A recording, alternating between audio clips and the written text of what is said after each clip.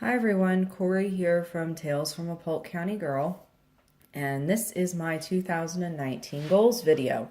I know I'm a little late getting this up, but I got sick the weekend after Christmas, and then my husband got sick, so it's just been like a week and a half of recovery and cleaning this house to banish all the germs. But anyways, so let's jump in and look at what I've set up for my 2019 goals.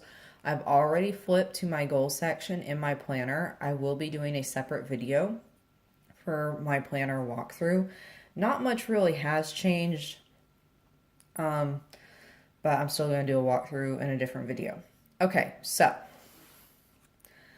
what you're looking at is the front page of my goal setting workbook that I designed and sell on Etsy, and it will be linked in the description box below. And you can see ghosting from the pens I've used. That's simply because of the type of paper I chose to print it on. So this insert or this workbook is a digital download, which means you can print it on whatever paper you want. So the first two pages, you're going to get what I call your yearly goals brain dump. And I like lists. You guys know I like lists. And I like my color coding. So while since November, I've actually been keeping a list on my phone of what I wanted to do in 2019, I didn't actually put it to paper until New Year's Eve, actually. So for knitting, I want to add 4 more mini skein sets to my mini skein 10 stitch blanket. I want to finish a shawl I've been working on.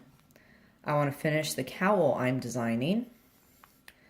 If you guys recall from last year, I had said I wanted to knit 100 dishcloths by October 1st. Because I have so many dishcloths left over from this past craft show season, I'm only going to knit 50. And here's my my monthly little log thing, and it's all screwed up, but it's my Goals Workbook, so I don't care if it's a little messy. And then I found a pattern for a short row scarf that's going to like teach me how to do short rows, so I'm really looking forward to doing that. If you're interested in following along on my knitting shenanigans, you can hop over to my Knitting All the Blankets YouTube channel. It will be linked down below in the description box. And if it sounds like my speech pattern's a little off, I'm trying not to cough, trying not to sneeze, all that fun stuff, so please bear with me. Then underneath that is my writing section. I have more edits I need to do on my first novella. When I wrote novellas 2 and 3 during NaNoWriMo, I noticed that there were some changes I needed to make, so I did. So that's something I need to do. I also want to submit 5 things a month, or maybe not 5 things, but I want to submit 5 times a month. And that's what this little log is right here. I want to start the editing process on the second novella. I need to write a monthly Patreon story for my patrons. And this little red V, it's supposed to be a check mark, but I didn't follow through. Once I've written the story for that month, I'm going to put a red check on this task. So that's how that's going to help me. And I want to finish my Bob and Lace workbook, which you guys know because if you've been following me for a while, I have maybe a handful of things left to do to finish this thing. And I just need to do it. You know, it's that button chair time and, you know, not spending God knows how many hours on Pinterest and Facebook. I just need to do it. Then underneath that is my reading goals. I want to have at least 20 reading sessions a month, which a reading session to me is at least 30 minutes. And again, my little log to make sure I'm on track. And on the second page, I've got my homesteading, list, we want to put a mango tree in because my husband really loves mangoes. And since my mango tree and my peach tree my peach tree seems to produce a lot of peaches. We had like 65 peaches last year. If I can get a mango tree that produces just as much, I'm going to start making some mango peach jam or salsa. Replace raspberry bush with blueberry bush. I neglected my raspberry bush because I didn't know how to take care of it properly. And I let it die. So blueberries might be a little hardier. It's also not going to be like viney.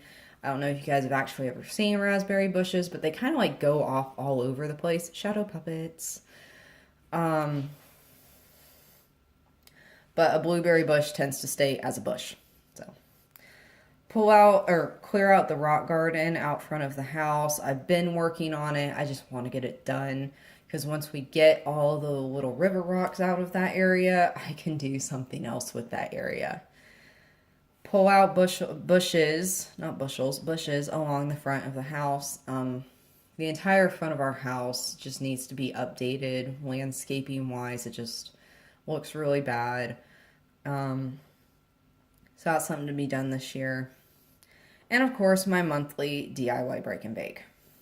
Because I'll tell you what, doing DIY break and bake is the easiest way for me to do presents at Christmas. For those of you that have been curious what DIY break and bake means, you know when you go to the refrigerated section of the grocery store and there's those cookie dough sheets where you break the cookie dough apart and set it on a cookie sheet and bake it? Same concept, except I make a batch of cookie dough, dish it out onto a cookie sheet, and then freeze it. And once the little balls are frozen, I put them all in a Ziploc bag and just save it. This is how I was able to bake 300 cookies for Christmas presents the Friday before Christmas. And then last but not least, my house list. I've intentionally left this one short with some extra room because other stuff we want to do will be, it'll be budget dependent. We do have to save for some stuff, like including buying shelving for our back room. I call it the bunker because it's like a bomb went off in there. It's just a mess. We want to replace the garage lights. Half of them don't work. We need to get our kitchen lights fixed. We replaced the ballasts and everything, and there are 4 ballasts in my kitchen, and they all worked for a period of time, and then one failed, and now another one has failed, and my husband said, we need to get an electrician in here to look at this because one of them failed like 2 days after it was replaced, and then we replaced it again, and it failed again. So there's a wiring issue. DR table. We're saving up for a custom made dining room table. I want one that is counter height, but actually made out of real wood. And those are surprisingly hard to find.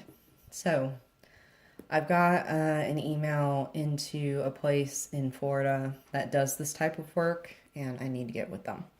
Plus, there are some other things we want to do, so that's why I left that space blank. You may see that get filled in later in the year. So that was yearly goal brain dump. So how do I organize it? Well, on the next page, I have quarterly goals. I take everything from these 2 pages and I assign it as best I can to a quarter. And I always, you guys, if you've been with me for a while, you know I front load my year very heavily because by the time I get to quarter 4, I don't really want to do very much. I'm like done. And all I want to do is sit around and knit. So I usually save a lot of knitting for here, but there is some stuff I want to get done. So in quarter 1, I hope to get the Arabian Nights minis added to my blanket. I want to finish my cowl, which I'm going to go buy more yarn for the cowl because I ran out. and once I get it, it's gonna fly. It really is. 15 dishcloths. Get working on the edits for Wool Knit to Travel. 15 submissions. 3 short stories. Work on the bobbin lace workbook. DIY break and bake 3 times. Take care of the rock garden. Plant the mango tree. Plant the blueberry bush. And do more work on getting the dining room table quote. Now, this may seem like a lot for the first 3 months, but you also have to keep in mind in Florida, when I plant stuff, we usually have to plant stuff early before it gets too hot. So I front loaded a lot of stuff. For quarter 2, the next set of minis, which are Lion Brand bonbons, work on my boneyard shawl, 15 dishcloths, 15 submissions, 3 short stories, knitting on the Bayou edits 1 and 2, 3 rounds of DIY break and bake, pull out the bushes, bunker. We should have enough saved up for bunker shelving by this point. I've estimated it's going to be about $500, so yeah. And quarter 3, Brew City Yarns Firefly minis that I can't wait to add.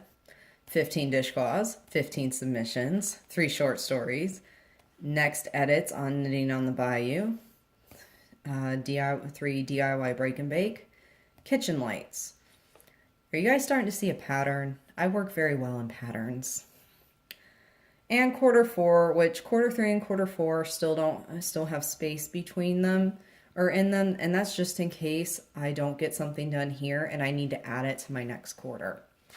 You know, I'm as much as I would like to get every single thing done this year. It might not happen. I might get sick again. God, I hope not. I don't like being sick. And so the last quarter, the crayons, bonbons, work on the short row scarf, 15 submissions, 3 short stories, more edits on knitting on the Bayou. And I have an edit, what did I call it? I have a specific way I edit things. So like it goes through about 6 rounds of edits, including beta readers and everything. So this will be fun. That's why it'll say 3 and 4, 5 and 6. That means something specific to me. 3 rounds of DIY break and bake, and finally get the garage lights replaced, because the one only works half the time when it's cold out. It's really weird. And then the other one works, but it's on the far side of the garage, and it started flickering. And I don't know if that means the bulb's going bad or if the whole ballast is going bad. So, from the quarterly, we move on to monthly. Now, originally, this looks messy right here because it is. I was only supposed to have 5 things. Well, as you can see, I have 6 to 7 on some months. So I went through and just would write in 2 there, make that 3, 4, 5, 6, 7, 8, 9, and then 10. So again, it looks messy, but it works for me. I knew I couldn't just limit myself to 5 things. That wasn't going to happen, especially with the routine things like break and bake, make dishcloths, submit something, write a Patreon story. That's 4 items right there. So I needed something else. But I'm going to leave the actual file with 5. You can always add more. And for some people, only having 5 things is what their brain needs, because it can be very overwhelming. So I've just laid out the first 6 months. And as you can see, there's still space, which means if there's something I don't get done in one month, it's just going to get moved to this month. It's no biggie. And this is also nice because when I do my January walkthrough, this is all going to look really familiar, because I'm setting this stuff up now. So when it comes to doing and figuring out my monthly goals and targets, it's already decided for me. I don't have to sit there and rack my brain about it. And just to show you guys what the rest of the insert looks like, I have my half-year check-in. I also have questions that go with this that I'm probably going to stick on here, but I left this page so that if you wanted to do your actual reflection right here, you could. Personally, I do all my reflecting in my actual journal because I like writing on lined paper. It's just my thing. And this is what July through December looks like. And then the back of it is your end of the year analysis, which again, I also have questions for. But I will do my reflection in my actual journal. So, that is my goal setting workbook. And those are my 2019 goals. So I hope you enjoyed this video. I will see you guys in the next one. Bye.